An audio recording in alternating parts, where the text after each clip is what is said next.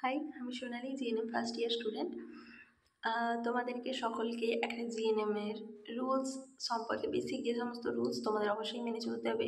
GNM এ তুমি যে কোনো কলেজে অ্যাডমিশন নাও, আমি আশা করছি সমস্ত কলেজেই মেনে চলতে হয়। আমি যেটা এক্সপিরিয়েন্স করেছি সেটাই তোমাদের জানাতে চাই। কারণ আমার ফার্স্ট ইয়ার মোটামুটি আমি ফার্স্ট ইয়ারের শেষের দিকে এসেছি, তাই এখন মোটামুটি জানতে পেরে গেছি যে কী কী রুলস আমাদের এখন মেনে চলতে হবে। ঠিক আছে, দেখো, এটা তো তোমরা অবশ্যই মানবে যে যখন তুমি একটা সাধারণ মানুষ হিসেবে থাকবে আর যখন একটা মেডিকেল প্রফেশনের সঙ্গে জয়েন্ট হবে, দুটোরই কিন্তু আলাদা একটা পার্থক্য রয়েছে। ঠিক আছে, কারণ মেডিকেল প্রফেশন মানে ওটা একটু আলাদাই, ঠিক আছে, সব কিছুর থেকে। এবারে সেখানে কিন্তু নিজের মতন করে সব সময় সব কিছু চলে না, একটু রুলসের ভিতরে সবাইকে থাকতে হয়। তবে ওগুলো এমন কোনো রুলস নয় যেগুলোর ফলে তোমার কষ্ট হবে মনে বা তোমার কিছু ক্ষতি হয়ে যাবে, এরকম কিন্তু নয়। অবশ্যই সেগুলো ভালো হবে, সেটা তোমার জন্য হতে পারে, তোমার বাড়ির জন্য হতে পারে, পেশেন্টের জন্য হতে পারে। যেহেতু আমরা নার্সিং প্রফেশনাল, তাই এই দিক দিয়ে মেডিকেলের দিক দিয়েই আমরা সব কিছু রুলসগুলো জানবো। ঠিক আছে, ফার্স্ট অফ অল বলি যে তোমাদের কোনো কিছু কিন্তু অর্নামেন্ট এখানে পরা যায় না। নাকে হতে পারে, কানে হতে পারে, গলায় কোনো কিন্তু ইউজ করা যাবে না। ঠিক আছে, আর হাতের আর পায়ের নখগুলো সবসময় ছোটো ছোটো করে কেটে রাখবে। আর হাতে পায়ে কিন্তু নেল পলিশ ইউজ করা যাবে না।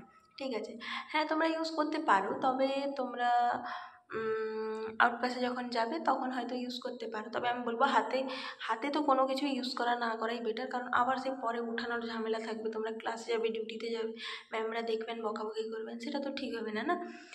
আর চুলটা সবসময় হেয়ারটা টাইডি রাখবে। ঠিক আছে, এভাবে যে খোলা রেখেছি এভাবে একদম খোলা রাখবে না, সবসময় হেয়ারটা খোপা করে রাখবে। ঠিক আছে, আর অবশ্যই ব্ল্যাক ক্লিপ ইউজ করবে, আর সবসময় নেট দিয়ে রাখবে। আর তোমরা চাইলে ব্যাক ক্লিপও ইউজ করতে পারো। ঠিক আছে, যাদের ছোটো চুল আছে তোমরা ব্যাক ক্লিপও ইউজ করতে পারো।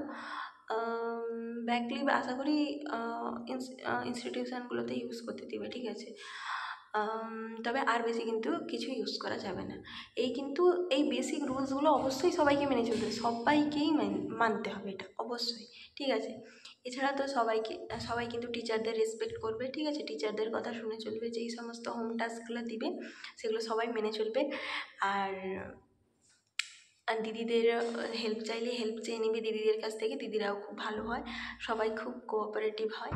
ঠিক আছে, তো আজ এই পর্যন্তই। তোমাদের যদি ভিডিওটা খুব ভালো লেগেছে তাহলে অবশ্যই শেয়ার করো এবং বন্ধুদের জানাও যে কী কী জিএনএমে মেনে চলতে হয়, মানবে। ঠিক আছে, তাহলে আজ এই পর্যন্তই, টাটা, বাই বাই।